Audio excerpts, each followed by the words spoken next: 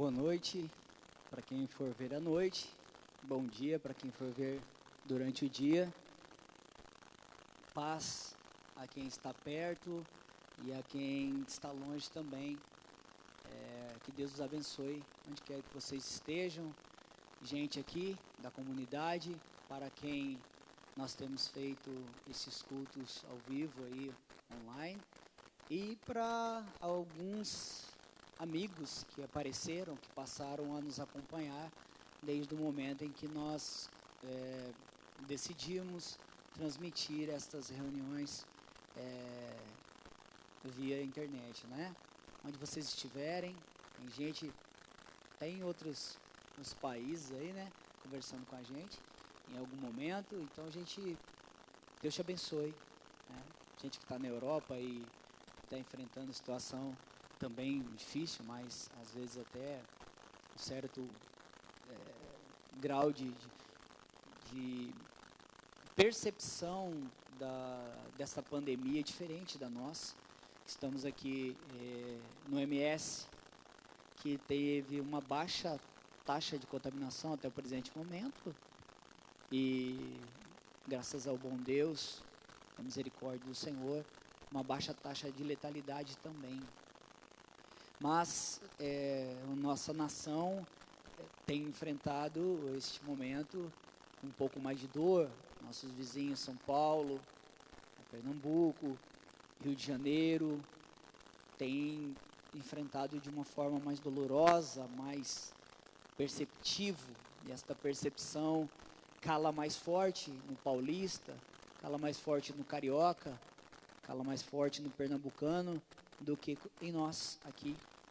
Mas nós também nos condoemos, sentimos a dor e estamos desejosos, evidentemente, de que a graça, a misericórdia e o poder de Deus alcancem essas pessoas de uma forma especial, trazendo consolo àqueles que perderam seus entes queridos aí, trazendo inteligência e graça a quem está à frente destes trabalhos da saúde e de tudo mais, para que, como queremos que o mais breve possível isso seja história, no conceito mais coloquial da palavra, passado, né? Mas nós estamos aqui hoje e eu queria pensar com você, posto que a última mensagem que eu compartilhei com os irmãos foi que nós podemos viver uma vida correndo atrás de uma série de coisas, e a vida é assim mesmo, precisamos comprar, precisamos vender, precisamos comer, precisamos nos vestir, precisamos cuidar da nossa casa, cuidar do nosso lar, precisamos muito mesmo vivenciar e experimentar as coisas que a sociedade propõe. Precisa viver desse jeito, precisa abastecer o teu carro, quem tem, precisa alimentar os filhos, quem tem, precisa de trabalhar, precisa de se envolver, precisa de estar articulando de uma forma especial a vida. Só um pouquinho, vamos trocar? Parece que meu microfone não está bom, irmãos e amigos. Oi, e aí? Tudo beleza? Tá, vamos lá. A questão principal, então, que eu quero compartilhar com vocês é que o pregador lá de Eclesiastes, que nós discutimos, ele tinha dito que tem um Deus que vai julgar as nossas ações, os nossos atos, os bons e os maus sobre a terra. Isso nos dá uma perspectiva de futuro, e que é interessante nós pensarmos, é interessante nós refletirmos a respeito. Eu queria pensar com você o seguinte: existem as pessoas que creem, e essas são todas, não tem como não crer, que este corpo vai passar. Toda a experiência, toda a vida baseada em carbono, né? Toda a vida biológica vai passar. Vai cumprir um tempo, vai nascer, vai envelhecer e vai morrer. Isso ninguém duvida. É um conceito científico de materialidade. Vai morrer. Ponto. Ninguém duvida disso. Ninguém descrê disso. Existe um outro grupo, dos quais eu faço parte, o grupo que crê, como eu, que existe uma vida eterna, uma vida para além deste momento. Eu creio nisso. Eu creio que a morte não é o fim. Eu creio que existe um para além. E vivo dessa forma. Sou um homem religioso. Até me chamo de pastor, algumas pessoas. Agora, entre nascer e morrer, temos toda uma história e uma vida. E esse interim, a meu ver, influencia diretamente nas condições da minha eternidade. Vai influenciar muito no fim da minha vida. Vai influenciar muito no momento em que eu precisar enfrentar uma situação que prova o quanto eu sou fraco, que prova o quanto eu sou falho, que prova o quanto eu sou desgastável, corruptível, que eu envelheço, que eu passo, que eu não permaneço nesta materialidade para sempre. E é neste interim que eu queria tratar com vocês. Se vocês estiverem com Bíblia em casa, quiser acompanhar, o evangelho que Mateus, o apóstolo, escreveu, no capítulo 18, a partir do versículo 21 até o versículo 35, tem uma parábola, é grande, viu? Do 21 ao 35, um texto grande, e que se encontra, né, particularmente no evangelho conforme Mateus. Mateus, que foi um publicano, ou seja, um indivíduo que fazia cobrança no universo judaico do primeiro século para o Império Romano, cobrava o judeu, um judeu que cobrava do judeu um imposto. Portanto, não era muito querido, mas era alguém muito dado às finanças, um economista, alguém que entendia essas. E ele é daqueles que o seu evangelho está cheio de pequenas parábolas de Cristo. Eu acho que ele ficava muito feliz quando Cristo usava uma parábola que envolvia dinheiro, que envolvia gasto, que envolvia cobrança. E ele foi um dos que gostou de registrar esses textos aí. Neste texto em particular, todo mundo vai de cara entender que está falando de perdão. Porque Pedro, no versículo 21, pergunta para Jesus o seguinte: Senhor, quantas vezes eu devo perdoar a quem me ofender? 7 vezes? E é ali onde tem aquele texto famoso que Jesus diz, 7 não, 70 vezes 7. E aí Jesus propõe uma parábola. E na parábola ele diz assim que um senhor de terras, um homem poderoso, um rei, resolve acertar a conta com os seus servos e manda chamá-los. E entra o primeiro servo, um homem que lhe deve, quem tem as versões antigas da Bíblia vai estar escrito 10.000 talentos. Quem tem a NVI vai estar dizendo assim, uma quantidade enorme de prata, uma quantidade enorme. O homem devia muito, muito, a ponto de quando ele chega, o Senhor diz, cadê? Eu quero acertar, eu quero o que é meu. E ele começa a chorar, e ele ajoelha lá e começa a plantear, solicitando, me dá um tempo para pagar as contas. O Senhor dá, o dono diz assim, é o seguinte, vai ser vendido, você, sua mulher, seus filhos, e tudo que vocês têm vai ser vendido para pagar essa conta. E ele entra em desespero. Ele entra em desespero e ele implora, não, me dá um tempo para me pagar, implora. E o dono, o Senhor, para quem ele devia, aquela imensidade de prata, se compadece dele e diz assim, perdoa a dívida, pode ir. Oxe, ele levanta perdoado, limpo, e sai caminhando. E na caminhada ele encontra um conservo, alguém que vivia no mesmo reino, que devia 100 denários para ele. Nossa, não dá nem para comparar com o que ele devia. Vamos dizer que ele devia $1 milhão, e o cara devia $100 para ele. Ele pega o cara que devia $100 e fala, paga o que você me deve.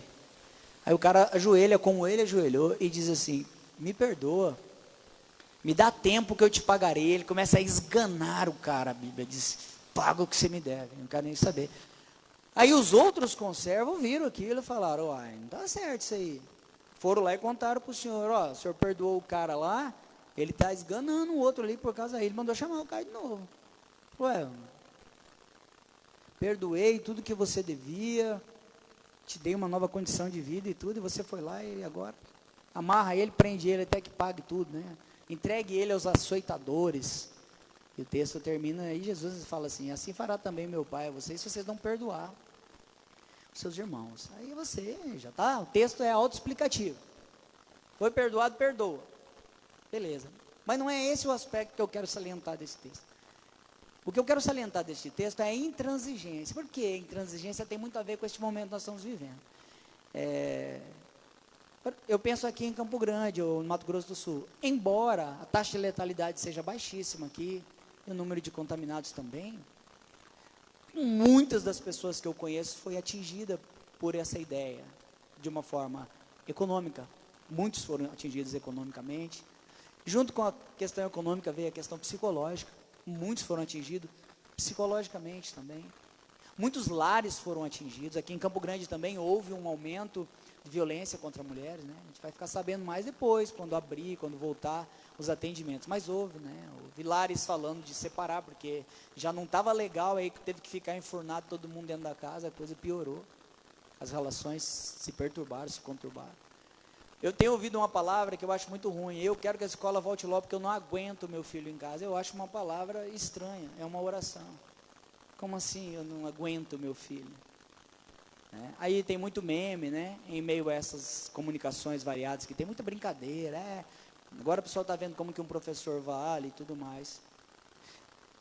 As pessoas não conseguem lidar. Gente. E isso trouxe um efeito sobre nós fomos atingidos. Então, assim, teve desemprego, teve pessoas que perdeu muito lucro, teve pessoa que está passando necessidade, então ela nos atingiu. Ainda que a taxa de letalidade seja baixa, não morreu muitas pessoas, a coisa toda, como atingiu o mundo, nos atingiu. E tem muita gente que tem orado, pedido oração. Muita gente tem dito, nós precisamos buscar Deus, nós vamos se voltar para Deus. Tem muita oração, tem muita corrente. Tem muitas outras coisas também. Eu estou falando de oração, porque eu estou aqui da perspectiva do cristianismo. Então eu falo de oração, eu falo de corrente, eu falo de campanha, eu falo de novena, eu falo disso. Mas tem gente fazendo outras coisas, mandinga, tem gente fazendo despacho, vários trabalhos. E eu não estou aqui criticando, por favor, estou dizendo que são as muitas formas da religião se manifestar em uma cultura poli como a nossa, uma multicultura como a nossa. Então tem muitas... As pessoas estão apelando para o divino, ponto. Se é numa igreja evangélica, se é em um centro de religião afro, não importa, as pessoas estão apelando para o divino, né? A história da humanidade, ela decorre disso, o medo, a tempestade, a chuva, pega os nossos primitivos pais e eles dizem, de onde vem isso? E ele tenta pensar, tem alguém por trás disso. Então nós começamos com deuses, na história das religiões comparadas, nós começamos com os deuses que versam sobre a natureza, o Deus do trovão, o Deus da chuva, o Deus do terremoto, o Deus do mar, é o Deus da natureza.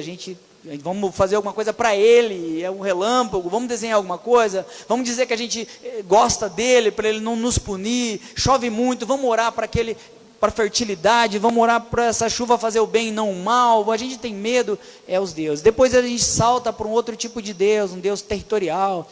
A gente começa a se organizar, então a minha tribo tem um Deus, a outra tribo tem um Deus. Quando a minha tribo vence outra tribo, o Deus dessa tribo sobrepõe-se sobre aquele, e o reinado da tribo mais poderosa, o Deus é o mais poderoso, e assim vai sendo, até o Abraão ouviu o chamado, sai da tua terra e da tua parentela. Estou dando um pulo histórico terrível, mas aí ele sai escutando uma voz, espera aí, que é isso, uma voz, né? E ele sai ouvindo aquela voz, e aquela orientação, e depois o filho dele, Isaac, escuta uma voz também. Opa!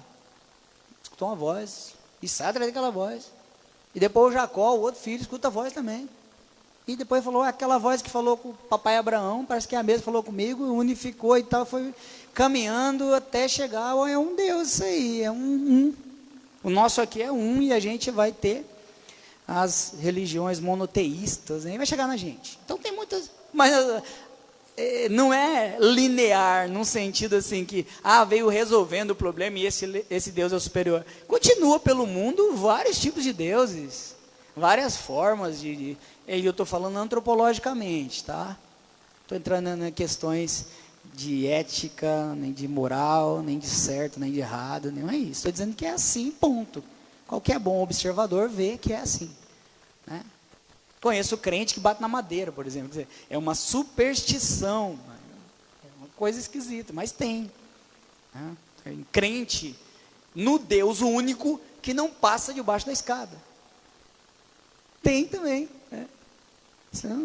Os judeus sempre, né, você pega a história judaica, eles sempre tiveram lá problema com, era um Deus único, Deus que te tirou daqui, daqui a pouco faz um bezerro. Meu Deus. Aí o Deus único, um dia tinha um monte de serpente picando os judeus lá, e disse assim, faz uma serpente, enrola, todo mundo que olhar para aquela serpente de bronze será curado. Eles olham, foram curados, porque o Deus único mandou. Dali a pouco eles transformam aquela serpente num Deus. Então assim, a gente tem esse problema, né? A gente vem aqui na igreja, por exemplo, aí tem um copo de água aqui, alguém deixou um copo de água e teve muita oração, aí alguém olha lá e fala, será que a oração não entrou naquele copo de água? Pode acontecer.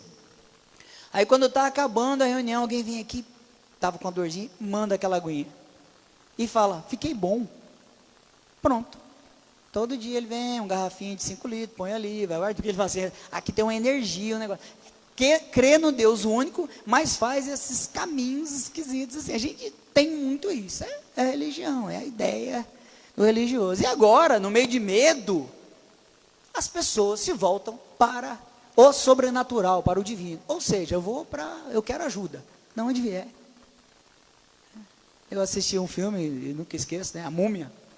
E tem um cara lá que ele tem um colar, um monte de colar, aliás. Aí tem crucifixo, tem a estrela de Davi, tem uma meia-lua, tem um monte de tipo de símbolo. E aí a múmia vem, monstro, e fica na frente dele, e ele começa a rezar.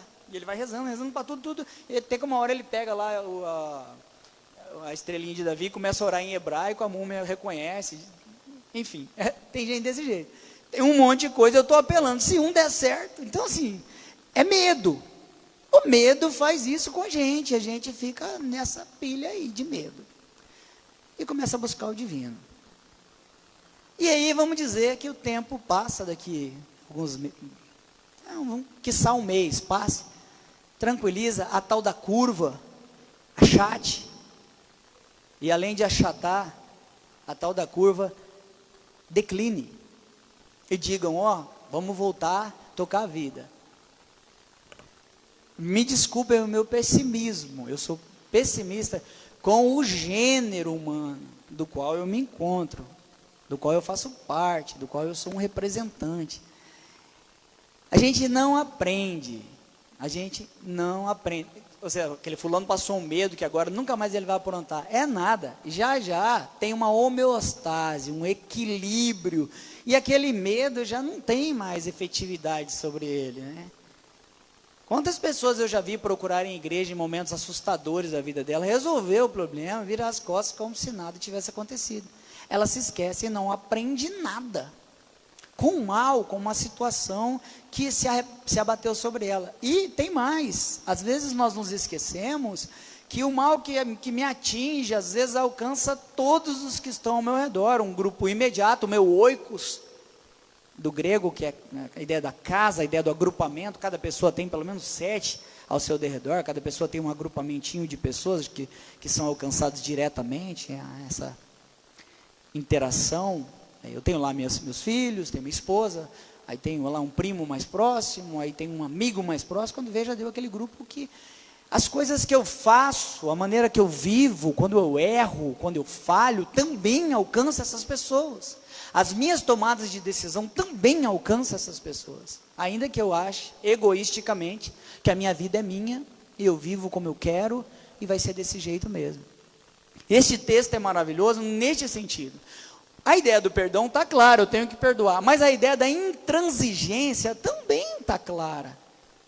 Como a gente é intransigente, como a gente não aprende Então, assim, a minha decepção com o gênero humano, e daí eu me enquadro, porque eu também me decepciono comigo mesmo.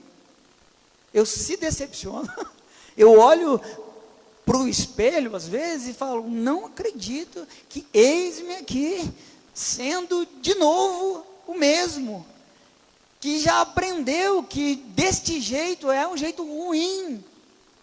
Como pode eu voltar para isso? Então eu me decepciono comigo também. Portanto, mas do ponto de vista de longe da crença de que a um Deus eu prestarei conta, não com medo de inferno, não é disso. É que eu prestarei conta.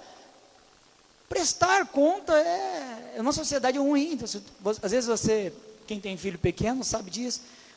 A mãe quer ensinar o cara a lavar louça, por exemplo. Ele nunca lavou louça. E a mãe tem uma experiência vasta de lavar louça. E diz, eu quero que lave assim. Ele diz, mas por que não pode ser do meu jeito? Porque você não sabe, você não tem nenhum jeito ainda. Você não sabe, está sebento, se quiser lavar de novo. Aí ele fica bravo. Bravo. E se depois eu passar lá e dizer, eu vou dar uma olhada. Eu não vou fazer mais. Fica inspecionando. Claro, ninguém quer prestar conta. A gente não gosta de prestar conta. A gente não gosta disso. Então vai vir isso daí, gente perdeu emprego, gente está com casamento abalado, gente está com dificuldade de projeto, gente não sabe como é que vai retomar certas coisas, porque precisarão ser feitas uma série de alterações na vida. Como é que eu vou retomar? Vou ter que mudar. Estou disposto a mudar ou não? Isso é minha mudança, exigir de mim voltar atrás de certos conceitos.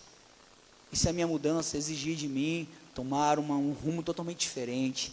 Isso é a mudança que eu me proponho a fazer, exigir rumos que lidem com certas convicções, ainda que as suas convicções não sejam divinas, veio do céu, são convicções suas, mas você não quer mudar, não quero alterar, eu quero ser quem eu sempre fui, mas agora que eu estou com medo, eu escuto qualquer coisa e estou fechando junto, depois eu não sei. Veja que esse homem, o homem que devia 10.000 talentos, ou uma quantidade enorme de prata, é levado a uma sala. Eu fico imaginando esse ponto fulcral da minha vida. Vamos pensar que esse fosse o nosso, esse momento de coronavírus, de desemprego, não sei o quê, fosse o meu e o teu momento de tomar rumos para a nossa vida, que mudaria completamente os 10 anos futuros, os 20 anos futuros. Toda a tua vida está para mudar agora. Vai depender de como você vai reagir agora. E ele chega e as decisões desse cara, eu não sei se ele emprestou dinheiro, eu não sei se ele comprou um monte de coisa achando que plantou muito e achou que ia colher e não colheu, não sei, eu sei que ele chegou a dever uma quantidade altíssima. Ele contraiu a dívida, ele errou, ele falhou, mas o erro dele atingiu a mulher, os filhos e tudo que ele tinha, talvez de herança, que ele tinha recebido antes, perdeu. O cara disse assim, vai ser vendido você, tua mulher e os teus filhos. Por alguns segundos, a mulher e os filhos dele foram transformados em escravos. Por alguns segundos ali, era terrível. Naquele momento ali, naquele recorte do mundo e da história, ele não era livre mais. Ele não era um homem de posse. Ele não era nem um marido mais. Ele era um escravo, a mulher dele era uma escrava e os filhos eram escravos. Segundos para você decidir. Segundos para você tomar uma decisão de mudança da sua vida. Segundos para você se tornar alguém diferente. Alguém que deve uma quantidade enorme de prata deve ser metido, arrogante. Deve ser alguém que tem condição de emprestar tanto dinheiro. Mas o texto diz que ele caiu de joelho e chorou, igual a neném, irmão. Chorou. Me perdoa. Uau! Desespero na frente de um rei oriental. Como é que é? Povo escandaloso, que rasga a roupa, que bate no peito, que joga a terra para cima. Eu fiquei imaginando esse cara no chão. Chorou, irmão, chorou largado. Todo orgulho, toda altivez, toda glória, agora não tem mais valor, agora acabou para você. Não é nada aqui. Você é um cara que me deve, não tem condição de pagar, e está chorando igual um neném, e você vai preso, a tua mulher vai ser vendida, e não sei se vai vender junto, vai pegar a família e vender junto, teus filhos vai ser vendido para um, tua mulher vai ser, eu não sei, o desespero, em alguns segundos, em alguns minutos, num momento, um momento eterno, toda a vida dele está atacada, como a minha e a sua agora.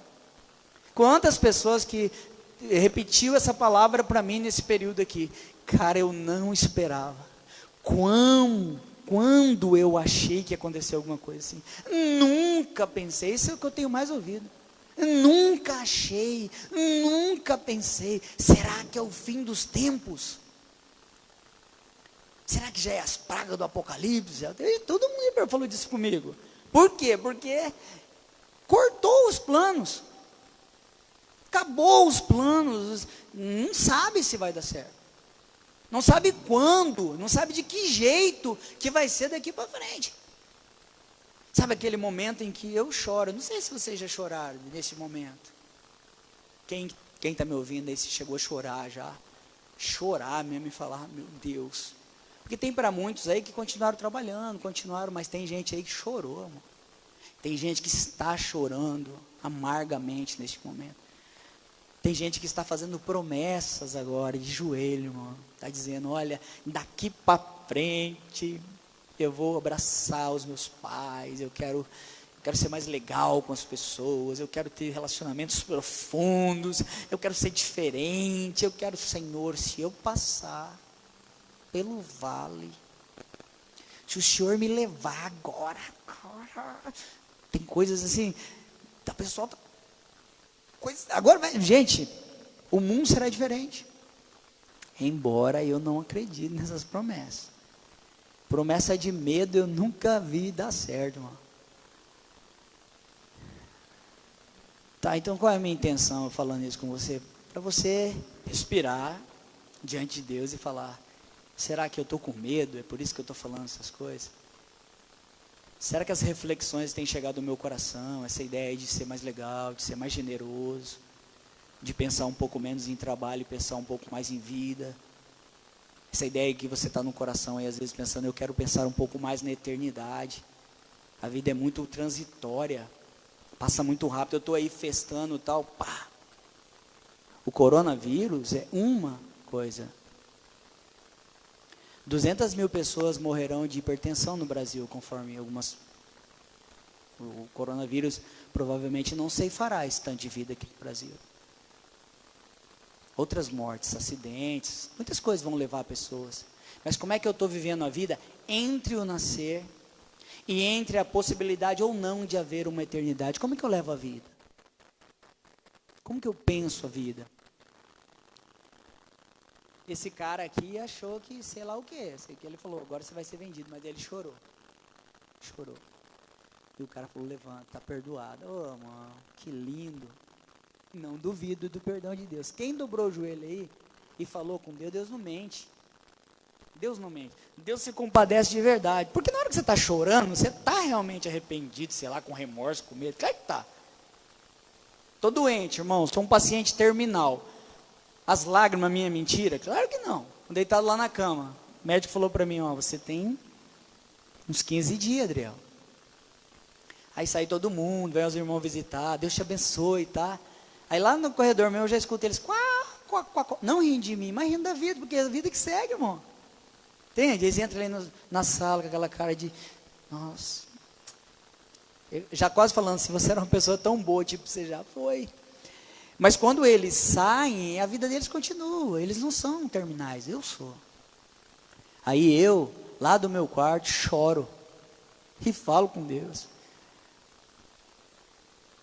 Eu não sei o que as pessoas falam. Porque às vezes eu fico com medo de dizer assim para Deus, Senhor, eu queria tanto ficar, e eu tenho medo, sabe do que? Deus perguntar, o que você quer fazer o quê? Você quer ficar para quê, Adriel?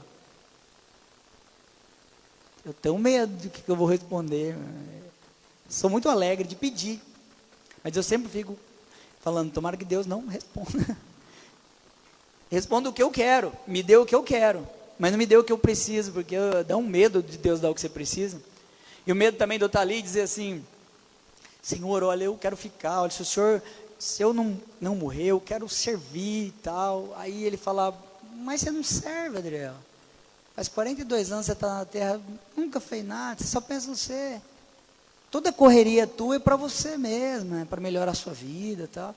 Por que agora, se eu preservar a sua vida, agora você vai levantar daí, vai... Não dá medo? Mas é em mim, eu sei que vocês não têm esse medo, não, porque vocês vão falar, não, Senhor, eu continuo servindo e tal.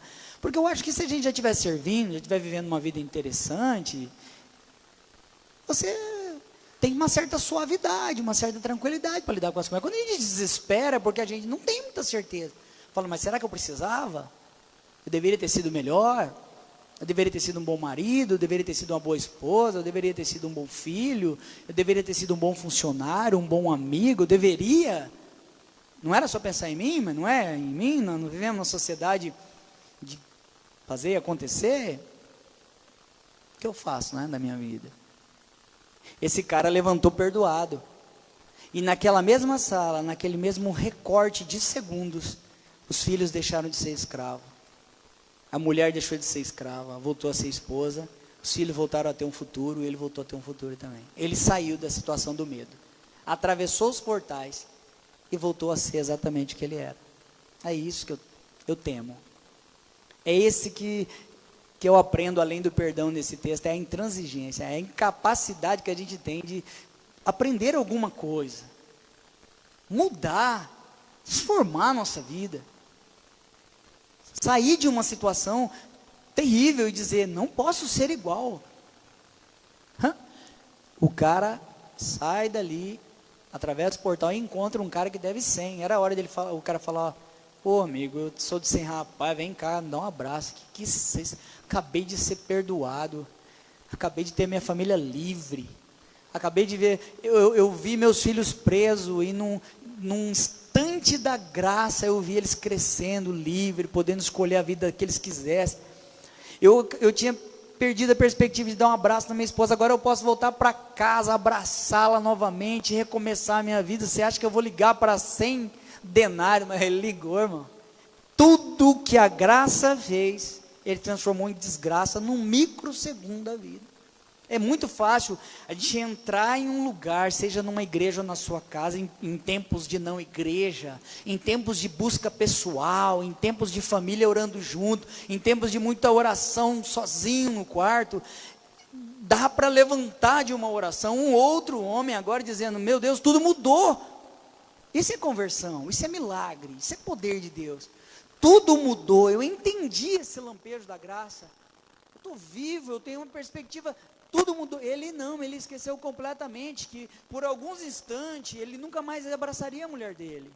Por alguns instantes ele não veria os filhos crescer. Por alguns instantes ele ficaria lá na cadeia, não sei por quanto tempo, não sei se ele sobreviveria pensando, eu errei, minha mulher pagou, eu errei, meus filhos pagaram, ainda que isso fosse uma maneira oriental de punição, que as pessoas tinham um hábito e um costume. Não dá, né? Se eu gostar dos meus filhos, gostar da minha esposa e saber que porque eu procurei um agiota, eu procuro um agiota e pego uma grana dele. E um dia o cara chega lá na minha casa, bate na minha filha, bate nos meus filhos, dá um soco na minha esposa e fala, enquanto você não pagar, toda uma semana eu vou dar uma surra na tua família aqui. Como que eu vou dormir? A hora que eu olhar, ele falou, não vão bater no você não, cara, você a gente vai deixar inteiro. E é bom você não se machucar não, porque se eu pegar você machucado por aí, você não vai apanhar, a gente vai bater na sua esposa e nos seus filhos. Uma vez por semana, até você pagar. Aí eu chego lá, minha filha sem dente, meu filho tudo machucado, cheio de hematoma, minha esposa também, e eu, tipo assim, você fez isso, e os outros estão pagando por você. Por algum tempo, quando ele estava ali chorando aos pés do Senhor com a dívida dele, ele viu toda essa desgraça por culpa dele. Aí ele recebe uma graça, e ele sai dos portais e volta a ser quem ele era. Um dissimulado, um aproveitador, um mentiroso, um egoísta.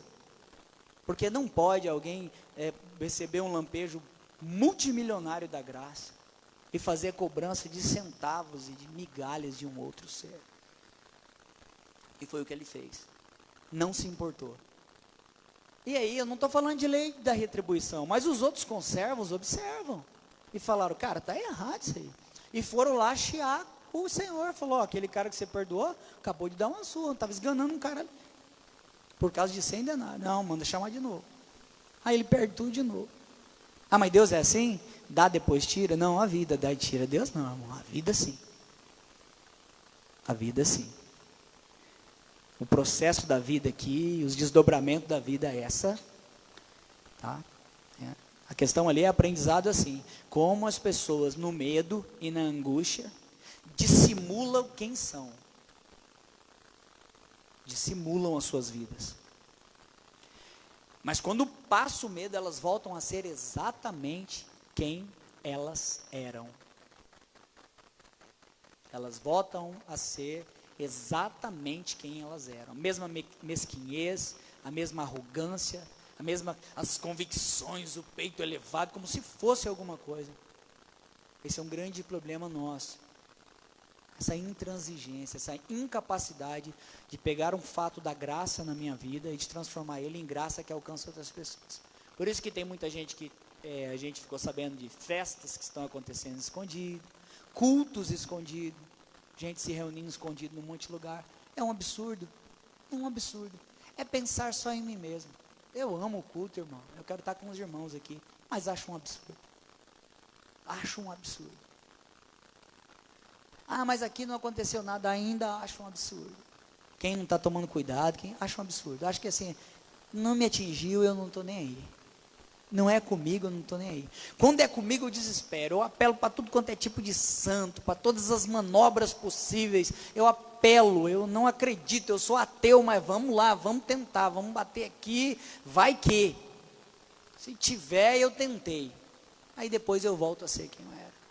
Neste texto está falando de perdão, mas também está falando de intransigência, de incapacidade de pegar um fato de graça que chega em você e compartilhar. Você sai do lugar, gente, eu vi a minha família destruída, depois eu vi a minha família resgatada em microsegundos, eu saio e destruo eles de novo. Isso é possível. Isto é possível. Quantas pessoas fazem isso? É tão legal para ele falar, eu vou compartilhar isso, eu quero dividir, né? Porque agora eu saí daqui a pouco volta a ser igual. E quando você volta a ser igual, você atinge quem te cerca. Né? A mulher não teve como escolher naquele sentido. Os filhos não tiveram como escolher. A lei cobrou o preço. Mas ele tinha como ser diferente. Ele podia ter mudado daquela porta para fora. Não pode. Como que pode alguém ser milionariamente perdoado e depois cobrar centavos? Como pode alguém cobrar migalha depois? Como pode alguém manter-se sendo a mesma pessoa depois? Eu acho que a gente precisava mudar depois desse negócio que atingiu o mundo, porque mostrou nossa fragilidade. Né? Eu vejo os americanos, né? Nos filmes eles vencem zumbi, alienígena, vencem todos os outros países, vence Transformer, vence robô, vence tudo. E estão lá sofrendo com o vírus.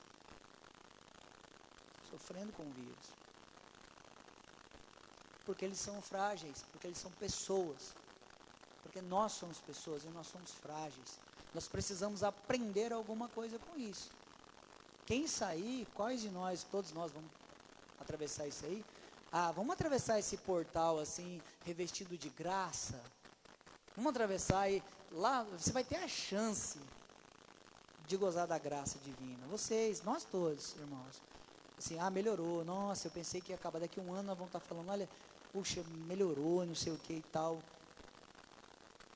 Deixa bater no teu coração quando você falar a palavra assim, como que melhorou, fazer, lembrei. Eu atravessei o portal do desespero e cheguei agora na melhora. Como é que eu faço para alcançar outros? Para você não estar lá na melhora, irmão, arrancando o couro de outros, assim. Esquecendo que você foi alcançado, passando por cima com arrogância, com grosseria, com tolice, com a perspectiva de que você é alguma coisa. Quando eu digo de ser alguma coisa, todos nós somos. Jesus morreu por mim, por você, derramou um sangue precioso por nós. Claro que você é importante, mas quando você se arroga de importância, quando você esgana, o texto diz assim, que ele esganava o outro e diz, paga. Como que alguém perdoado faz isso com o outro? Como que alguém que é alcançado pela graça? Minha palavra nesta noite é: não seja intransigente. Atravessa esses portais da graça uma outra pessoa. É possível.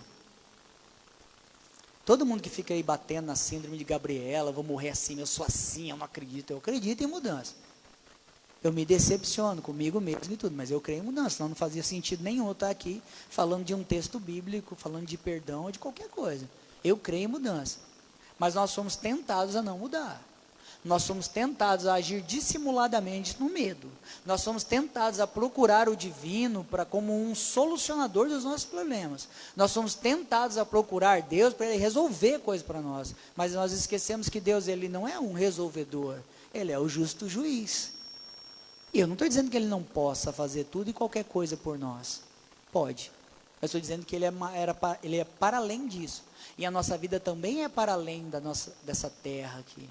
Então eu fico temeroso de que você tenha grandes oportunidades de salvar todo o contexto da sua história. Eu vou usar o exemplo do homem, um homem que salvou a esposa e que salvou os filhos, que atravessou uma porta e perdeu a esposa e perdeu os filhos de novo. Na segunda vez eu quis que fosse misericordioso assim. Na primeira vez o Senhor diz, vai vender você, sua mulher e seus filhos. Na segunda vez o castigo é assim, amarra ele, prende ele, entrega aos torturadores até que pague até o último. Parece que teve uma salvaguarda da mulher dos filhos. Eu espero que você receba a graça para abençoar o outro. Se não receber, não prejudique o outro, pelo amor de Deus, né? Além de ser intransigente, arrogante, grosseiro, ficar preso nas suas próprias posições, ainda atinge sua família, atinge as pessoas que estão em volta de você. Quase que eu digo, prejudique si mesmo. Deixa os outros, pelo amor de Deus, né? Não consegue trabalhar com a graça, não consegue ser abençoado e dividir, pelo menos prejudique só você mesmo. Deixa o outro livre. Mas o projeto de Deus é um projeto de uma graça que atinge você, tua esposa, teus filhos. Você, teu marido, teus filhos. Você, tua empresa, teu trabalho, teus amigos, quem te cerca, tudo. A graça é assim.